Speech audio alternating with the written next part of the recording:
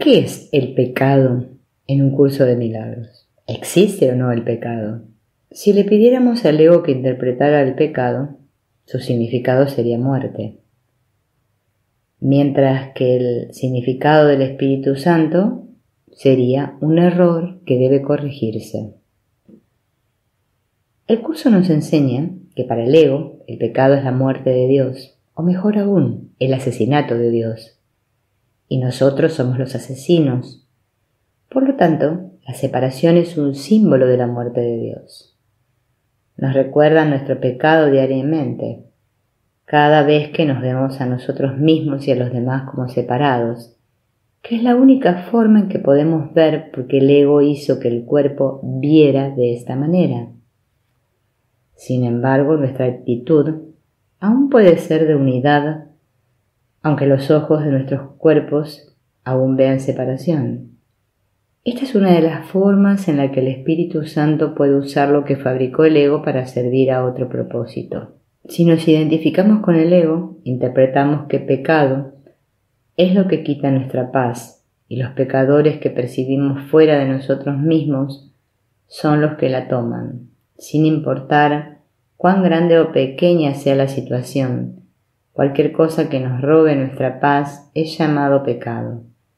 Puede que incluso seamos nosotros mismos los que nos quitemos nuestra propia paz, pero inevitablemente alguien más nos hizo de esta manera, por lo que una vez más estamos libres de pecado. En cuanto a si el pecado existe o no, el curso nos enseña que la separación nunca ocurrió, y dado que la separación es el fundamento completo del significado del pecado del ego, entonces ciertamente no existe. Sustituir la palabra pecado por falta de amor no necesariamente tendrá el mismo impacto en un estudiante que la palabra pecado en sí.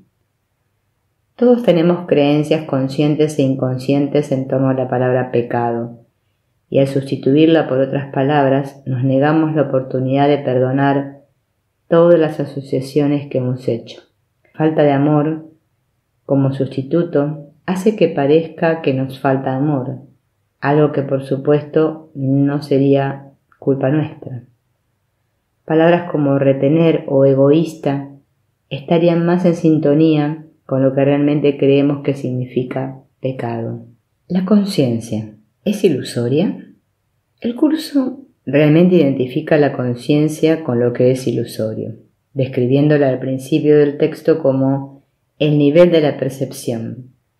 Fue la primera división que se introdujo en la mente después de la separación, convirtiendo a la mente de esta manera en un instrumento perceptor en vez de en un instrumento creador. La conciencia ha sido correctamente identificada como perteneciente al ámbito del ego. Pero, como todas las cosas que el ego ha hecho para apoyar y mantener la creencia en la separación, el Espíritu Santo puede darle un propósito diferente, y así, más tarde, Jesús observa que la conciencia tiene niveles y puede cambiar drásticamente de uno a otro, pero no puede trascender el dominio de lo perceptual. En su nivel más elevado, se vuelve consciente del mundo real y puede ser entrenada para hacer eso cada vez con mayor frecuencia. Sin embargo, el hecho mismo de que tenga niveles y de que pueda ser entrenada demuestra que no puede alcanzar el conocimiento. Así que si, aunque la conciencia metafísicamente es parte de la ilusión y por lo tanto no es real, ya que creemos en su realidad y la experimentamos como una parte inherente de nosotros mismos, el curso nos proporciona una forma de utilizar nuestra conciencia para finalmente trascenderla.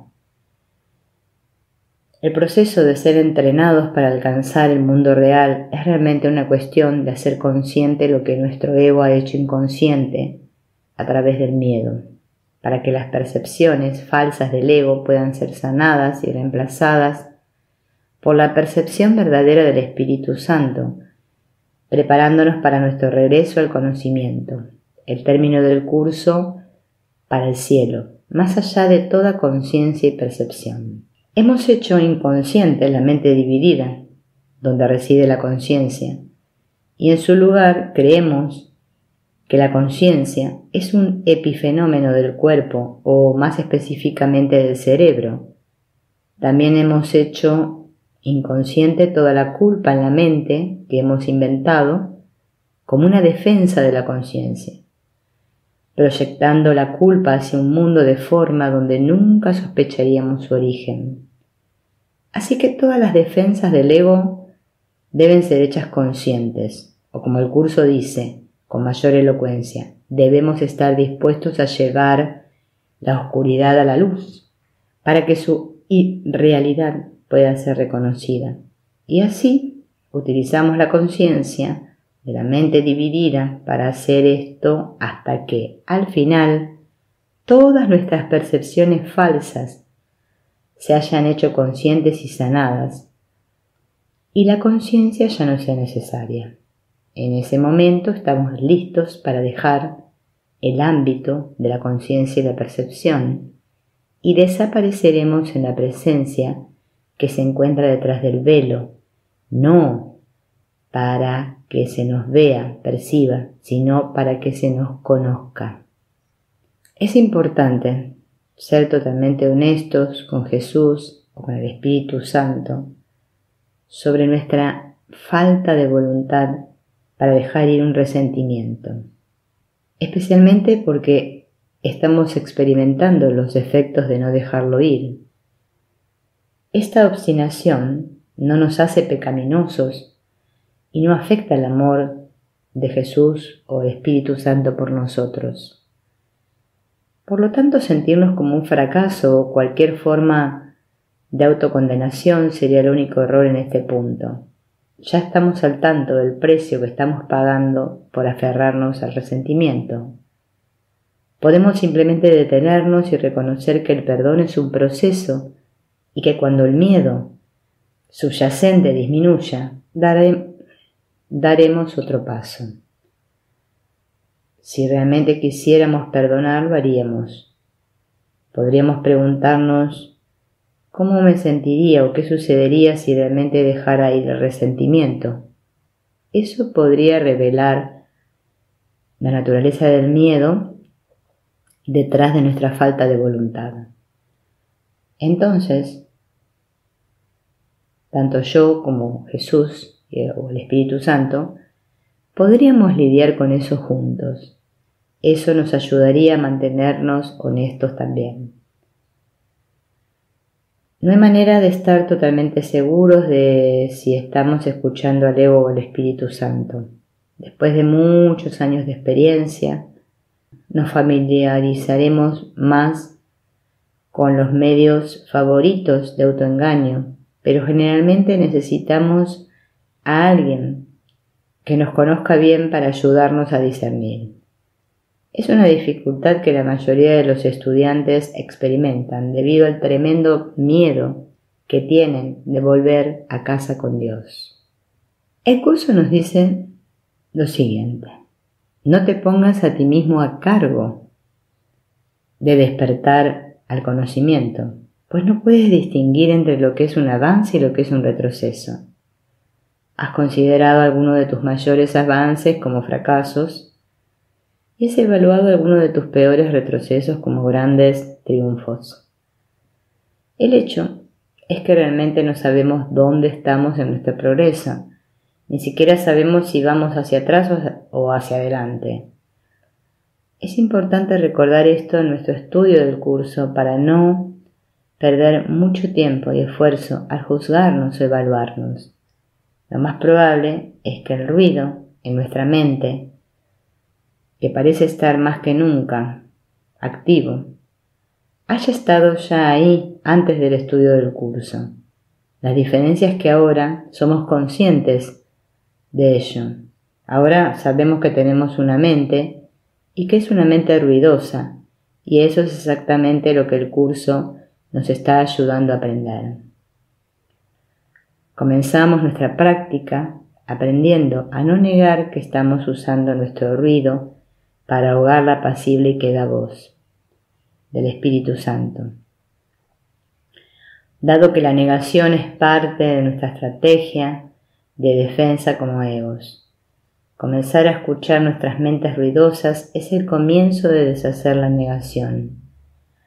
A medida que profundizamos nuestro compromiso de estudiar el curso, nuestro ruido puede parecer más alto debido a nuestra resistencia. Nuestra identidad ego se siente amenazada por lo que estamos aprendiendo y opondrá resistencia de varias maneras. Una de ellas es una mente ruidosa. Esto es también una estratagema del ego para convencernos de tener nuestra búsqueda de la verdad, de detener nuestra búsqueda de la verdad, porque nos dice que estamos empeorando. Nuestra tarea es comenzar a prestar atención al parloteo en nuestras mentes porque nos dice lo que creemos. El objetivo principal del entrenamiento mental del curso es descubrir los pensamientos, juicios, creencias y mentiras ocultas en nuestra mente que nos hacen sentir culpables y temerosos. La buena noticia es que la apacible y queda voz que habla en favor de Dios no se ve ahogada por los estridentes gritos o insensatos arranques de furia con los que el ego acosa a aquellos que desean escucharla. Escucharemos sus indicaciones cuando hayamos escuchado y perdonado todas nuestras objeciones.